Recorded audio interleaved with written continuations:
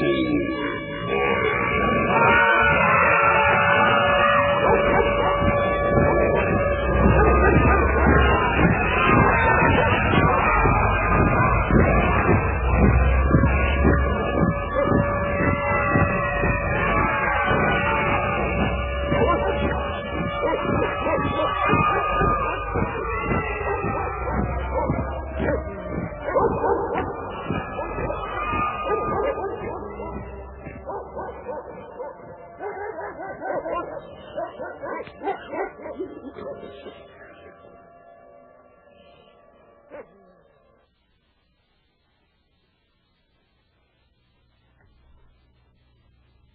listening to the Hour of the Time, and I'm Pooh.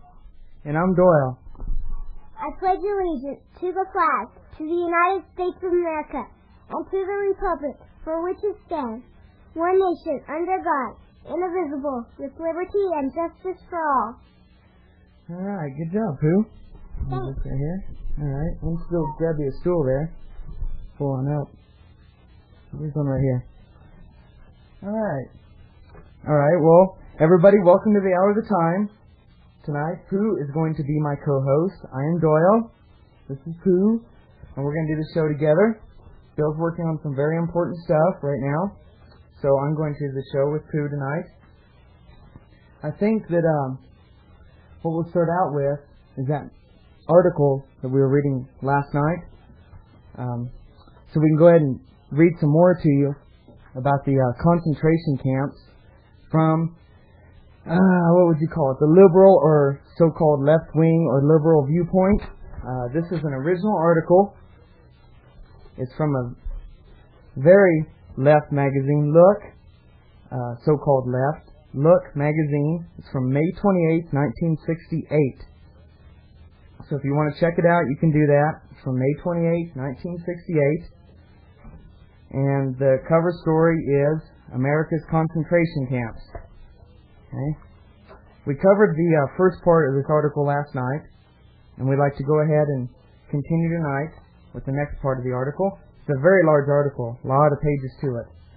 So we're going to read to you from here, and so you can hear exactly what they were writing back in 1968. I don't know what you call them, the left wing or whatever you want to call it. The people that accuse everybody else of having conspiracy theories about concentration camps or government roundups or whatever. Well, here you go. This is in their own writing. Okay, let's start this off. Okay, so first off, well, let's recap the last paragraph so we can catch everybody up here. Title 2, Section 104, small c of the McCarran Act provides that persons detained shall be confined in such places of detention as may be prescribed by the Attorney General. In 1952, accordingly, the Justice Department designated 6 sites for the detention camp program, in quotes. Those were, the camps were set up on a standby basis at Allenwood, Pennsylvania, Avon Park, Florida, El Reno, Oklahoma, Florence and Wickenburg, Arizona, and Tule Lake, California. So, the United States does indeed have a concentration camp law, as well as camp facilities to match. Yet both were byproducts of Joe McCarthy-era frenzy, and neither law nor camps have ever been put to use for emergency detention purposes. Well, they still maintain these. We have pictures. Okay, very strange. Remember, this is written back in 1968. Okay, continue. The most authoritative document quoted by anti-concentration campers is a fiery 60-page booklet called Concentration Camps USA by freelance reporter Charles R. Allen, Jr. This booklet, published in 1966 by the left-oriented Citizens Committee for Constitutional Liberties, in parentheses CCCL, suggests there are dark forces afoot in government now making ready for mass imprisonments. Without citing sources, Allen claims to have learned, for example, of 1 million formal detention warrants, all freshly printed by the Internal Security Division of the Judicial Department and ready to be served on potential subversives come the proper time. As a starter, he says, under the clause that calls for Title II to be invoked in the event of insurrection in aid of a foreign enemy, Negro rioters will be marked for mass detention in cases where, as in Detroit, the rioting is designated an insurrection. That the insurrection must be in aid of a foreign enemy is no real problem, Allen believes, since nearly every major riot has been said to be inspired or directed or at least favorably looked upon by communists, i.e. foreign enemies. I'd have to agree with him there. There is a lot of intervention from outside sources in riots within this country. I think we can look at the LA riots and see that. Continue. I'm very suspect of these people making these allegations, says Assistant Attorney General J. Walter Yeagley, whose Internal Security Division administers the McCarran Act. I resent it. Not only did we drop plans along those lines, but Congress hasn't appropriated any money for detention camp purposes. It was decided around 1957 that there was no further need to maintain the camps. End quote. Allen claims that under something called Operation Dragnet, the FBI can, on a moment's notice, stage a huge roundup of all persons named on a master pickup list of probable subversives and whatnot. Mr. Hoover wouldn't stand for it, insists Yeagley. He's not going to let his agents go around picking up people. As far as persons of foreign influence are concerned, it's always been his job to know who they are. It's his and the White House's job to know what can and what should be done with them. We have a pretty open society, Yeagley says.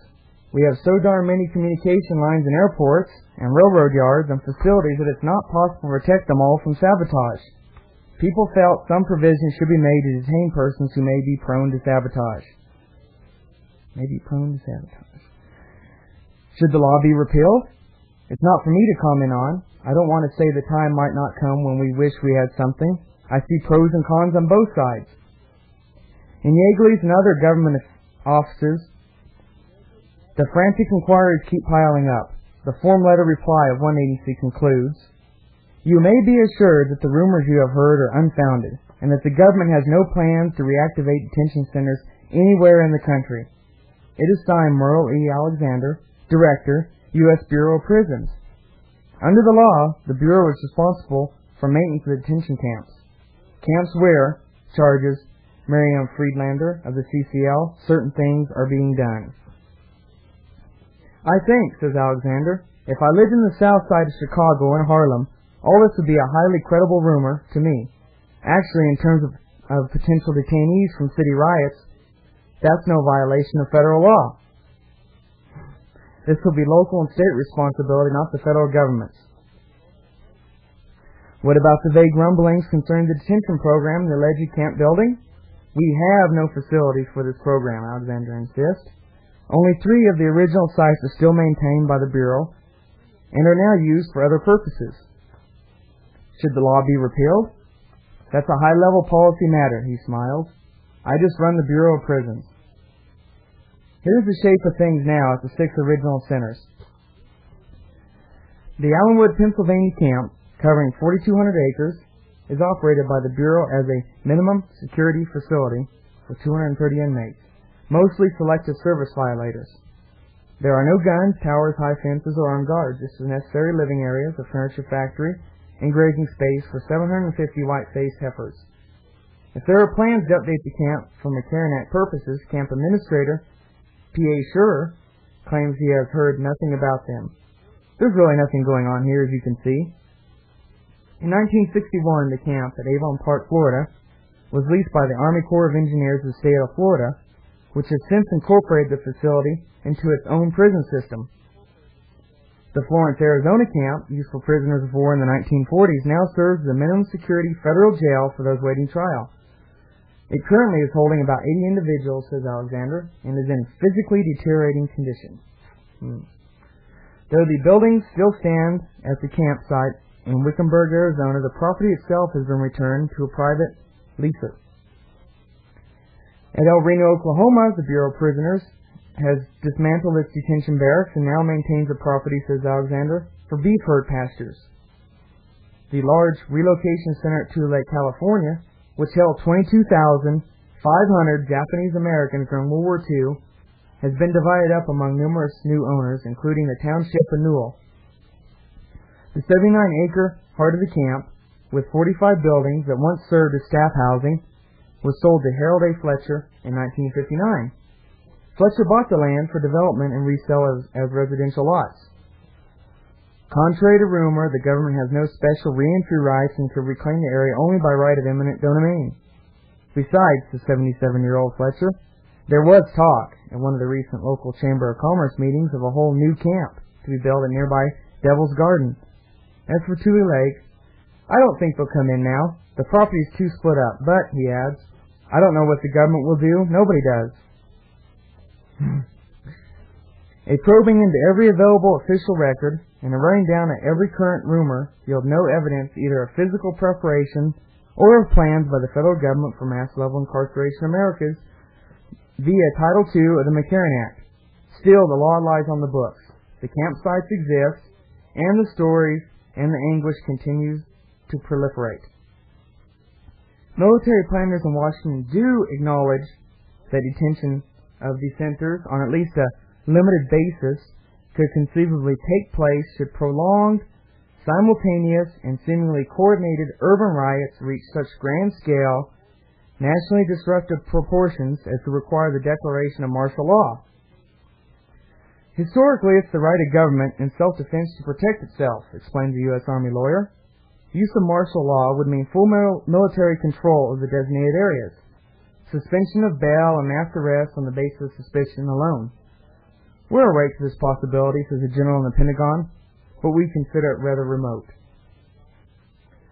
These rumors become rampant in times of tension like this, says U.S. Attorney General Ramsey Clark, who declares there have been and will be no concentration camps in this country.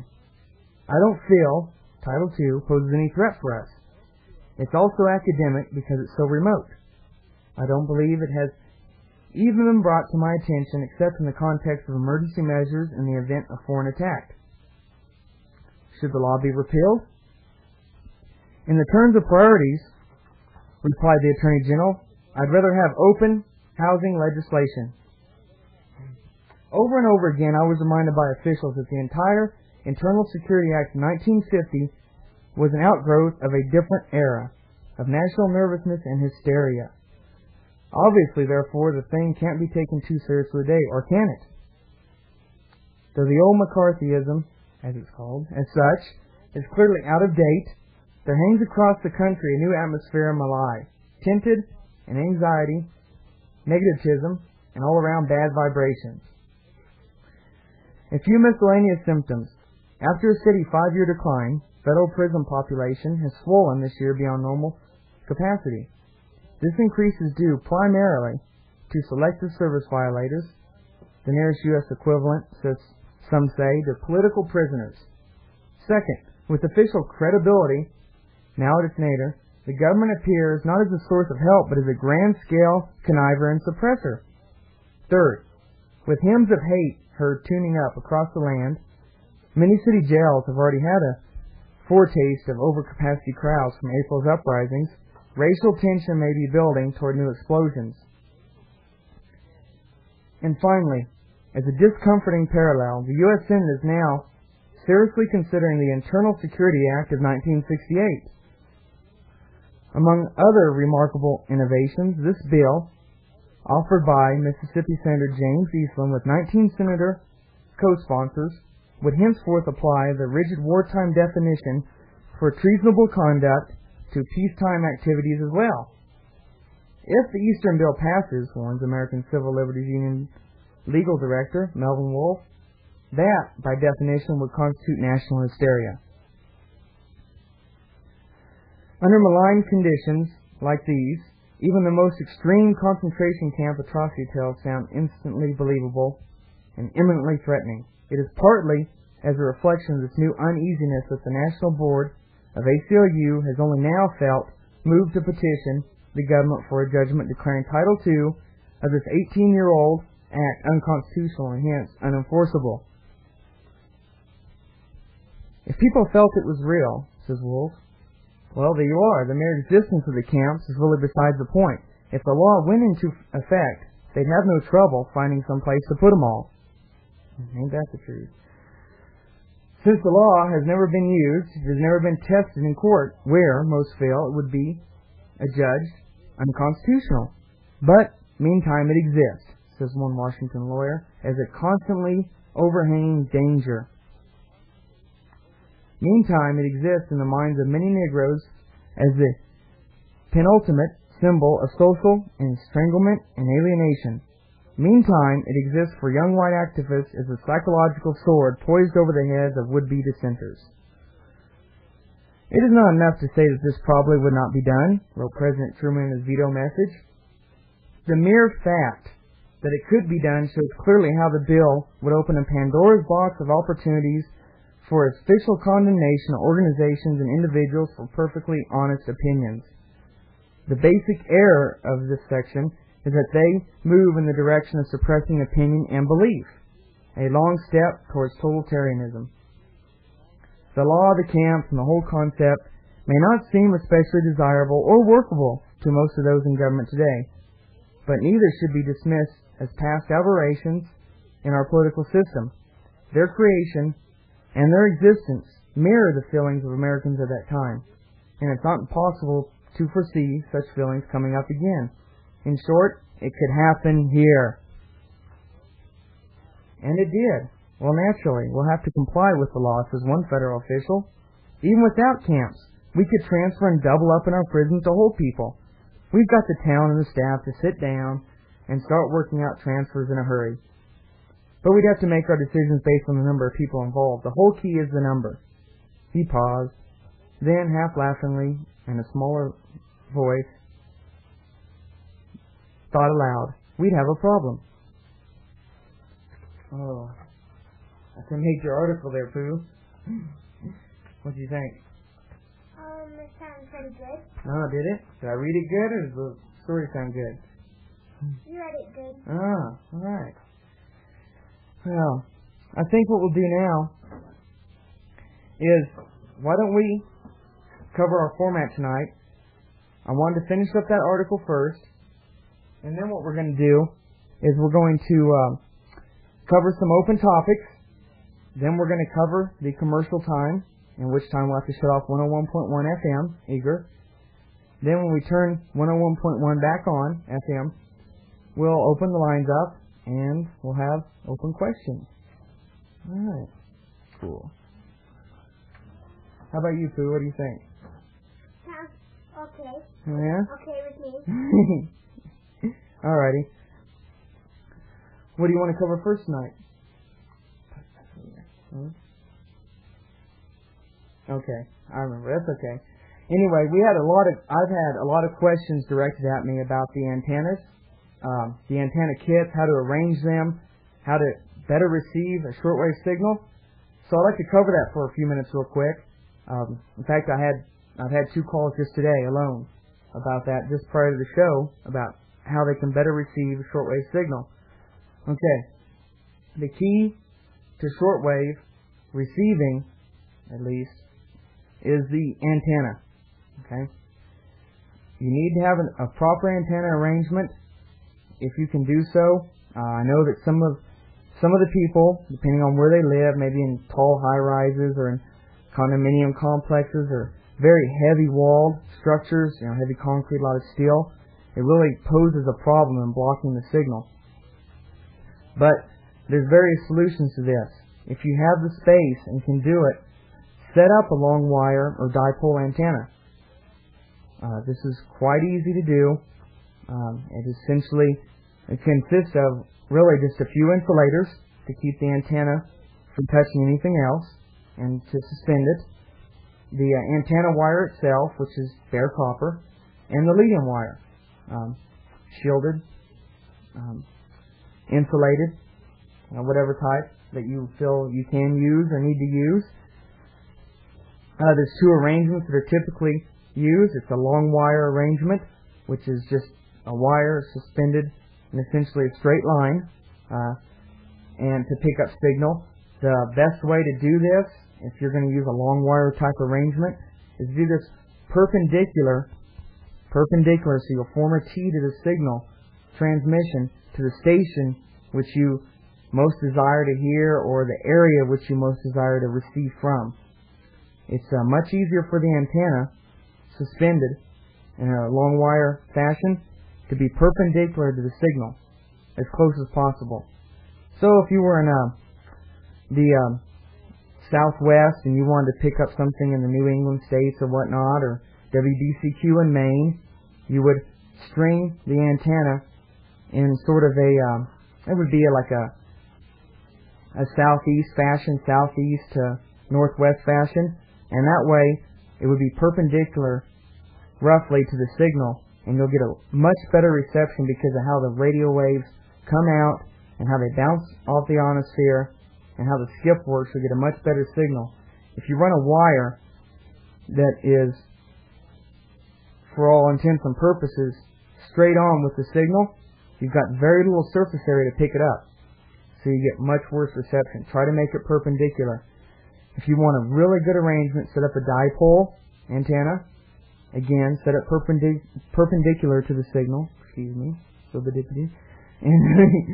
And when you do this, I explained this on a prior show, how to arrange the whole thing, and we have instructions and whatnot. It's essentially just a V, dipole hinge. You have two antennas, essentially, and arrange it in a half wavelength fashion. It picks up the signal very well. It cuts down the length of wire you need, and you just arrange it in a perpendicular manner to the area or the region or the part of the country or the transmitter station that you want to receive from most of the time. Now, the stations it's pretty easy to do this. That may sound real difficult. You don't need compass bearings and azimuths and all this to do that. Just guesstimate it. That's the word I'm going to use, guesstimate it. Okay? You don't need to even get out a map. Just know that I live here, and if I want to listen to WBCQ really good, I want it to face WBCQ, so it takes on the reception head on in a perpendicular manner, right across the middle of it. And I know Maine's up here, so just aim it that way. That's really what it comes down to. Okay, and the dipole is just a V. It can be inverted or a straight V, and aimed at the area. 60-degree angle is the so-called ideal angle for the wires to be apart in the V. I can't prove this, but I've read that the reason for that is because the 60 degrees is an even split, okay, from the ground plane. The ground plane would be 180 degrees flat. You know, ground below you, whatever.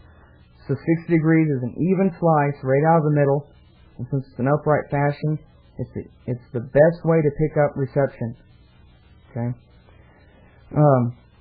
When you hook up your lead-in wire, whether it be a shielded or just an insulated wire to go into your radio, okay, you need to make sure that you secure this very well. After you secure the wire to the antenna, the bare copper to the insulated wire or the shielded wire, wrap it up. Wrap it up really good with electrical tape. Keeps out the weather, keeps out the condensation. It's going to cause interruptions in your signal. It's going to cause noise. Plus, moisture will seek it'll try to go up that insulation, especially if you're using coaxial cable. If you're using a shielded cable, if you get water up that cable, you're going to have a big problem with corrosion. It just throws the transmission, the sound, everything, throws it all out the window. So that's why you want to wrap it securely. There is a product which you can use.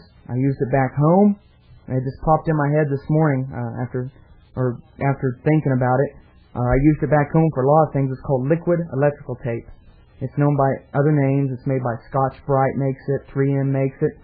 It's a black gooey stuff in a can you just brush on like a rubber cement, and it acts just like electrical tape, but because you brush it on and it dries, it makes a real nice shape-conforming seal. It'll get in all the nooks and crannies and seal everything out really well. Electrical tape works just fine also. That's what we use here. If any problems, we have a long wire arrangement here. Works very well. It gave us better reception once we set it up than we had ever had before, and it was quite simple to do. Once you seal out that connection, make sure that when you run your lead-in wire to your antenna, to your receiver, be it a portable radio or more of a base station, like the Kenwoods and whatnot, or the old tube-fed ones, which are the best in my mind, as far as I'm concerned. They run very hot, but they have excellent reception, very good sound. When you run it in there, they typically have two receptacles. They have an antenna and a ground. Make sure to properly ground your equipment. Okay? When you ground your equipment, there's two ways to do it. If it's on a very modern transistor type portable radio, it's not going to have a separate ground, more than likely. So what you need to do is run the static block in line. You can buy these at Radio Shack. They're very simple to install. They go right in line. You just snip the wire, plug it in both sides. They might use F connectors. That's like your VCR TV type connectors if you're using shielded wire. If not, they have screw terminals for insulated wire. And what this does is, if the static buildup in the line gets to an excessive point, it's a fusible link. It'll melt. It won't let it come in, and it won't be a big lightning magnet.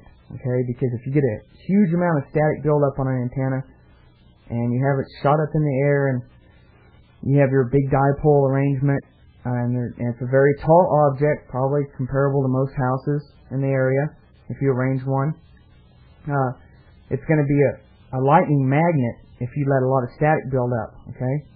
So that static block, what it does, it acts as a fusible link. The static gets too high, it melts, breaks the connection to your equipment. It's a real simple procedure, and boom, if you have a problem, either high static buildup, which will destroy modern, portable, especially portable, I say that because it's small size, pretty much requires that they're all transistor, integrated circuit. A high level of static electricity will wipe out those circuits in no time, and your radio is going to be no good anymore. And you can kind of hear this coming, a prelude to this. If you are listening to shortwave and you have a storm coming, or a lot of clouds and whatnot, you can hear little pops. If you have an antenna, an external antenna, you can hear little pops in the speaker. That's actually the electrical discharges going on in the air from cloud to cloud and whatnot. You may not see lightning yet, but that's the electrons flowing around cloud to cloud, and they're getting picked up, and they make your speakers pop. Just a little popping sound if you got a loose connection. It's a good time to unplug your equipment. Okay? Now, if you have a base type unit, a modern Kenwoods and whatnot, or the $10,000 units, or whatever you might have, or the older tube-fed units, they will typically have a separate ground lug. And it's typically a spade connection. It's that U-looking terminator on a wire that you put on there. You want to run a good ground. It adds some extra protection to your equipment. And the better you protect it, the longer it's going to last. Because those static charges and whatnot hurt your equipment over time. As they build up and pop it, and the speaker popping like I described and whatnot, they do hurt your equipment. So if you can properly ground it and protect it on the incoming line, your equipment's going to last a lot longer, and you're going to be a lot safer personally. Because you don't want to be holding on to this stuff if you have a big electrical problem. If it's properly grounded, you also have better sound. Who wants to hear all those pops and stuff when they're trying to listen to a broadcast? You get rid of that with, like I say, the static block, or a proper grounding system, with a true grounding rod to a grounding lug on a home type unit, a base station type unit. Much better sound. You get rid of a lot of the interference and electricity that builds up on the wire. Okay? If you have any more questions about this stuff, if I can try to answer them, I will. You can call in to our phone line, and that's 1 to 5 p.m. Mountain Time. 1 to 5 p.m. Monday through Friday, Mountain Time. And the number is 520-333-4578. I hope that with the program a couple weeks ago and some of the highlights I've given tonight, that'll help you arrange, because if you can hear this show better, you're going to enjoy the radio listening more. You're going to enjoy the content of the show more. And there's a lot of good stuff out there to hear. Bill and I and Annie and Pooh and Allison and Crusher and everybody out here listen to the radio quite a bit. And there's a lot of interesting stuff out there. You can pick up foreign countries and whatnot. We listen to Radio Taipei International and Radio Canada International, and you can hear BBC, you can hear foreign news reports, you can hear the things that are going on in foreign countries as they're reporting it, hopefully before it's been sifted too much. And you can also hear a lot of foreign music. I picked up like a Taiwanese music quite often on Sundays. We even heard one evening, what was it, Havana's Top 20 Disco Hits or something, I don't know what it was. So I guess it's their top 10 comparison to ours nowadays, but it's music that was popular here 20 or so years ago, and it was out of Havana. There's a lot of stuff to listen to out there, a lot of good shows. Okay, this is real simple stuff to do, and I think you'll really enjoy it once you get into it. Set up your antenna and your radio and whatnot properly, and you're going to have a heyday. Something, Pooh? Nothing. What are you doing? Praying? No. Oh. You got a sneeze? Oh. Anyway. What? I think we're going... Oh, who's that with you? A little kitty cat. Okay. What's your kitty cat's name? Sarah. Sarah? How old Sarah? I don't know. Sarah is a doll, everybody, that Pooh brought in to accompany us as we do the show tonight. Okay, what was the next thing we talked about outside, Pooh? Anyway, okay, I'll go on. She knows what it is. I know she's going to remember. Some people called about first aid stuff yesterday. What to have and what not.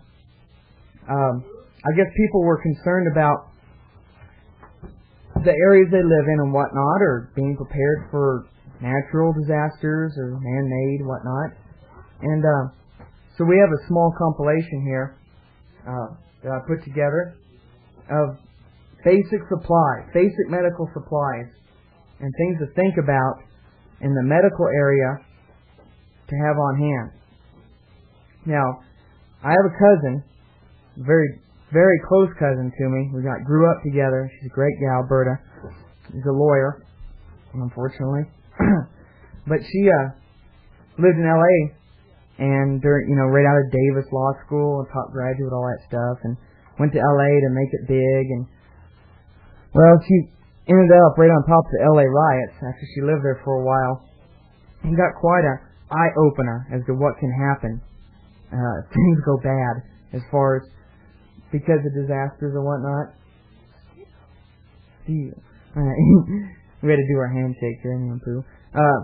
Disasters, as far as natural, like the earthquakes, she went through it all within a couple years span. Earthquakes, massive fires, and riots.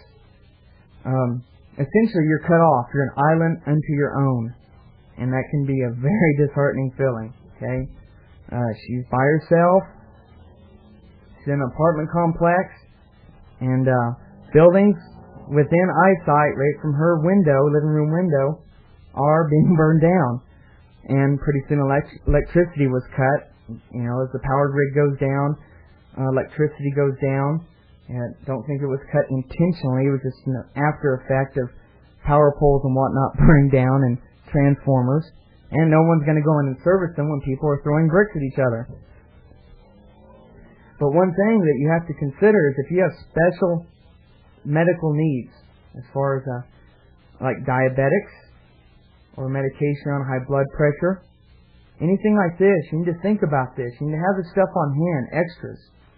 And you need to have this information written down in a safe place in case you find yourself as a victim. And this could mean you may be there with your whole family, but if you fall victim to circumstances and you can't describe what you're taking to the paramedic who shows up, it needs to be written down somewhere accurately. If you're hurt or a family member is hurt and they're on a prescription type medication, like a diabetic person or a high blood pressure, and especially the extreme cases, or a heart type medication or a kidney or liver type medication, any of these, this prescription that you're on all the time, every day, to keep your body trying to function normally. This stuff needs to be down, and someone needs to know what to do, because a paramedic, when he shows up, he has to assess the situation based on, one, what he can pick up from his professional experience and training, and number two, what he's told. So if one of your family members or you yourself, and you can give it to a family member, have special needs, also allergic conditions, these need to be noted so that a professional that shows up on the scene can be given these things and better analyze the situation. Because it'd be a real pity to be hurt or passed out and be allergic to penicillin, all because someone didn't say something. You get a penicillin injection or something that counteracts your high blood pressure medicine, and to die from it. There's just no sense in it, okay, if you can avoid it. And it's very easy to avoid. Just a little prior preparation makes things a lot easier. That's one thing you need to think about. You need to have these prescription medications if that is a factor in your family's life or your life, whatnot. If you're by yourself, you need to have these prescription medications, a backup source on hand, and a good safe spot. Don't store them underneath your kitchen sink so they can get Clorox and everything else on them. Store them in a good safe place, in the prescription bottle in a Ziploc bag with instructions in case you were to be found. Because paramedics and these people that show up on the scene, they're not stupid people. They're investigators, and they're people that know how to investigate and find this information out now.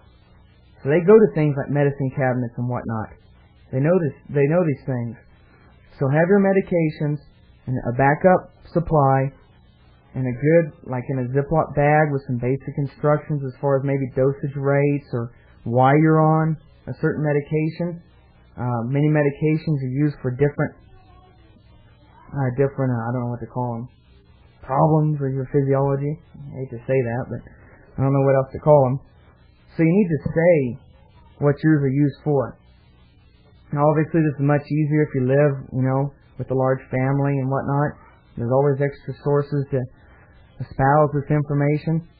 But remember, they need to be kept out of direct sunlight, out of extreme heat and cold, and in a good watertight type deal. A good standby deal is have some extra medication, put it in Ziploc bags, some basic instructions while you're on it, whatever, the conditions, the dosage, and then keep it right in the medicine cabinet, because that's right where a professional person is going to go to. Okay, whether it be a paramedic,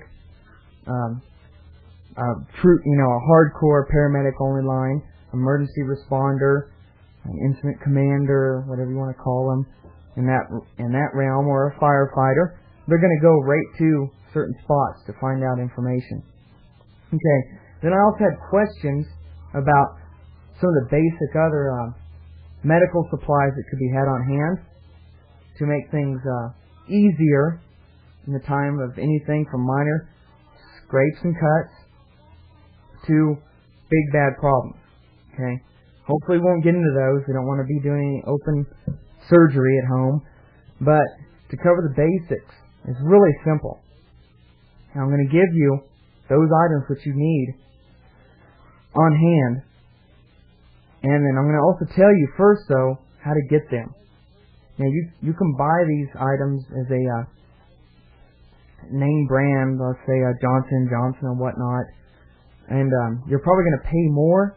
The thing is, though, is that there are numerous companies out there that subcontract out their medical products, and they carry their name. And it has right on the packaging, on many of them, who their parent company is, or who manufactured it for them, and the lifespans.